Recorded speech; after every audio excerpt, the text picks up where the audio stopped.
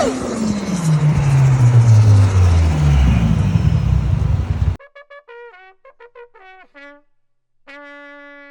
guys, welcome back to another video. Now today we feel a little bit like we're in a Fast and Furious movie. We've had parts being rushed to us overnight and we've managed to fit them just in time, and now we're setting off. We're going to go halfway across the UK to Sheffield where Simon Norton is, and here we are in the EVO. Me and my little brother, we're going to be going up. We're not going to go to Simon Norton's till tomorrow, but my sister's living up there currently. She's about an hour and a half away from Simon, so rather than get up at 4 in the morning, I thought I'd go up there today, and we could get up about 7 in the morning. So that's the plan. We're going to be going through Wales, through some of the awesome curvy roads. We've done it actually before to go and get Stevo. It wasn't too far from where my sister lives, a few miles actually. And when we went up in the Peugeot, lovely roads all the way up. So yeah, really looking forward to the drive. Probably going to put more miles on Stevo in the next 2 days than I have in the past 6 months. So quite a fun journey, and something we're both really looking forward to. Let's get some seat time in the EVO, so let's do it. Here he is, looking good.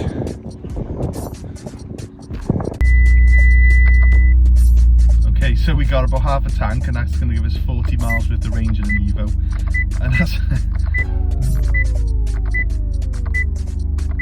and that's our average MPG 12.4. so hopefully we can improve on that, otherwise it's going to cost us like 200 quid to get up there. But yeah, good fun. I think we'll get about 30 on a run. You excited for our drive? Yeah. Cool, let's go.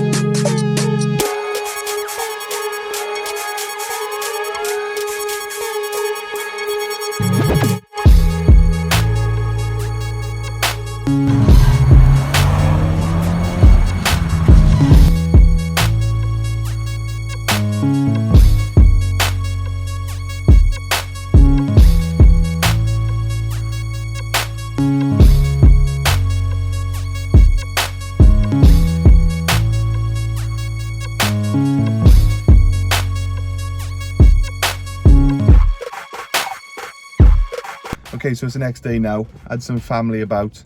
I thought they were a lot closer to Simon than they were. They're actually 2 hours away, so didn't really save too much time by going to see them.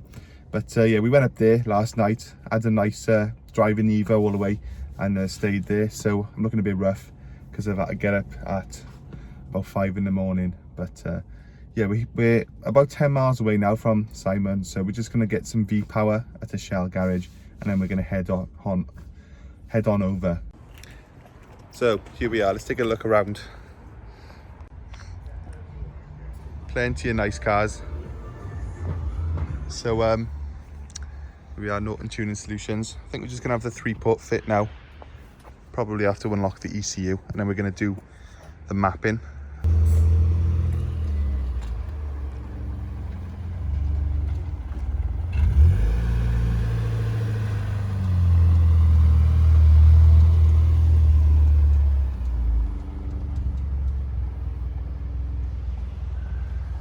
So we've been here for like 10 seconds, and literally you just found that the line for the fuel pressure regulator wasn't connected. That probably explains why it was running lean. So just to confirm, the ECU was locked, and so it has not been tweaked in the past. So the reason the boost seems to be up, it must be, I would have thought, from the DCAT. It can't be from a map because it's a standard map. So that's just a little update. That EVO 6. Look at this beast over here. This is pretty much what I hope Stevo is going to look like someday. Just the EVO 10 version. Stripped out cage. Full on track car. Looks awesome.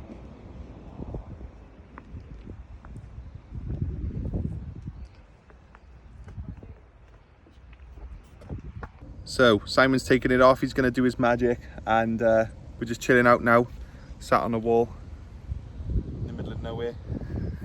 Well, middle of nowhere to us anyway, we're a long way from the Welsh valleys. So yeah, just a little recap really of what's gone on so far. Literally within 30 seconds, Simon spotted the fuel pressure regulator hose was not connected. That was 100% why the car was leaning out. I'm 100% certain of that. Secondly, the decat would have also contributed, but nowhere near as much as our fuel pressure regulator line coming off. The ECU was locked, so Simon obviously had to unlock the ECU because in the UK, EVO 10 ECUs are locked. So he was able to see that it hasn't never been mapped. No one's ever been in the ECU, otherwise it wouldn't have been locked still. And thirdly, we should be looking at a real 380.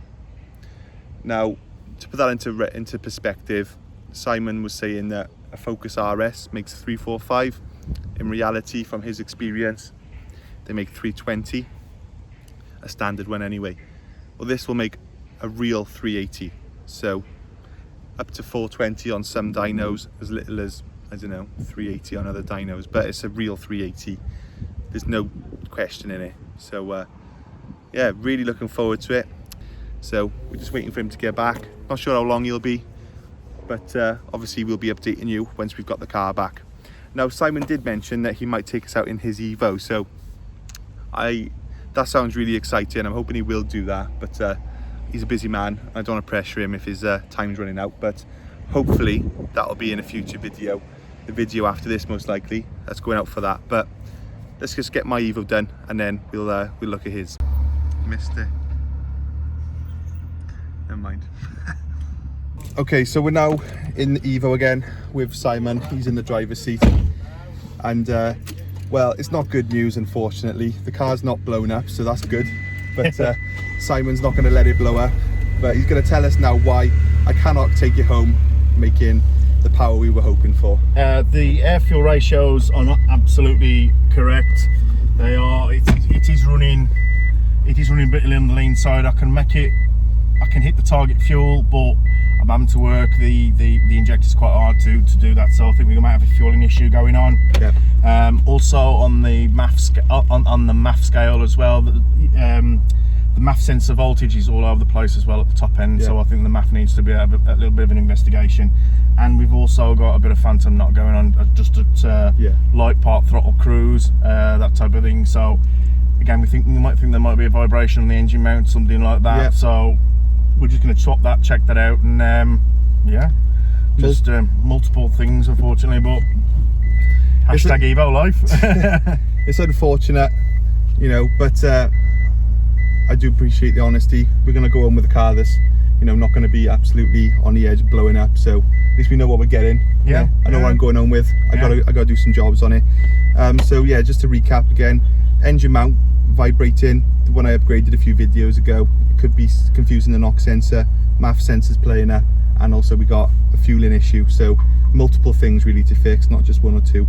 And obviously Simon doesn't really want to map around the problems. We'd rather just, you know, deal with the root cause before we proceed. But it will be safe to do one or two pulls, so I'm going to feel it at least once or twice.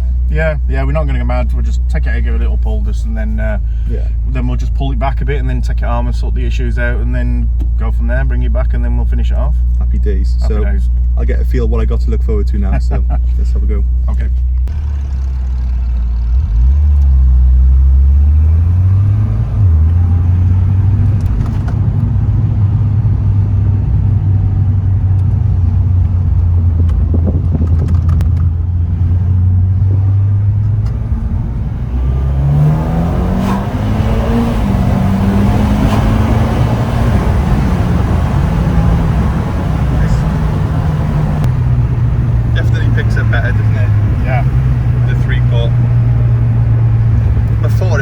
Sledgehammer, and then it would just lose all torque. Yeah.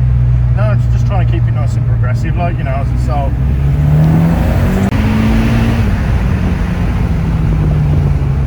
Yeah. I think that's all the pulls we're going to be doing. Yeah, that's fine. yeah, that's our couple of pulls all done now. We're just going to head back, and noticeably quicker and much smoother as well.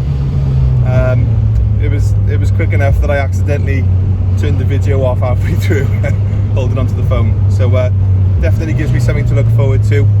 We'll take it home and we'll get the issue sorted. Okay, so just looking at Simon's laptop now, he's just explaining the issue from his end. So he's got it running safe even for those pulls, didn't you? Yeah. It's just obviously he's at a map around the problem just to do them. Yeah. Which is not good long term. So, like I said, we've got a nice smooth boost curve going on that particularly good pull. Yeah. And what we've got going on, right? Engine load nice and smooth there. And also we've got a case going on with the mass airflow nice and smooth. That was a particularly good run. AFR's nice, 11.7, 11.7, 11.7, 12.1 just coming on to boost, that type of thing, right? So that was a particularly decent pull at that time. However, going back to something else,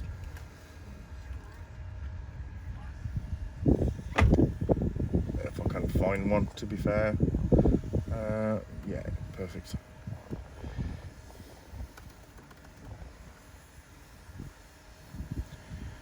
What we've got going on, it came with the mass airflow again, and you can see it was smooth up to a point, and now it's going up and down. Yeah. So we think that there's maybe a suspect MAF issue there. Again, that's directly then affected the engine load. And so like I'm looking at the gauges and I'm thinking, I can see the output, the AFR, is the fuel's all over the place. But Simon's saying that he can see from the work he's done that the MAF is actually giving erratic readings. Yeah, so again, if you look at the air fuel ratio gauge on that particular, we got 11.8, and then also where it starts playing up, it drops to about 10.8, goes back up to 11.6 and back down to a 10.3. So it's a bit all over the place there. So we just need to look at that. Yeah. Just need to look at that before we go any further, really, and obviously sort the fuel pump out, that type of thing as well. So yeah. Yep. So I think that's pretty comprehensive. I'm happy with the work Simon's done, and you know, I was just saying to him now, I do appreciate how honest he is. Tell me, you know, there's a problem, rather than let me go home and potentially blow it up. So we know what we got to do. It's the day. Not many good things come from Facebook, but he saw that I was here, and he lives around the corner, and he has a MAF. What are the chances of that? So we're going to stick it in. We've got two. So I think we're going to stick it in, hopefully, and see if it is the MAF or something else. I think they do both work anyway, so. Yeah? Alright, cool. Okay, so here we are, just swapping out this MAF that Adam's brought me. Simon's gone now. He's going to go and get his EVO to show me that 700 horsepower? I think it's 700. So that's going to be fun. Hopefully we get to film a little video on it too. But for now, just going to fit the MAF, and hopefully we can just rule it out. Is it the MAF or is it something else?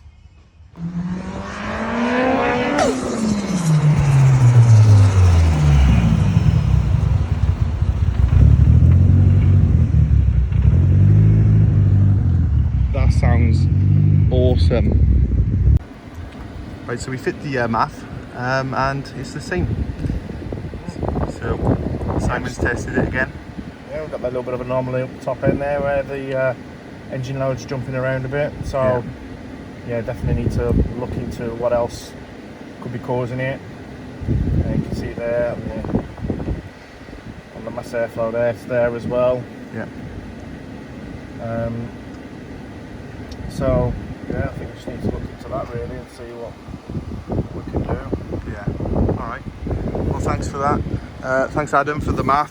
Probably end up buying it off you anyway, but it was not the MAF. So at least we've ruled that out. Saved myself quite a lot of money.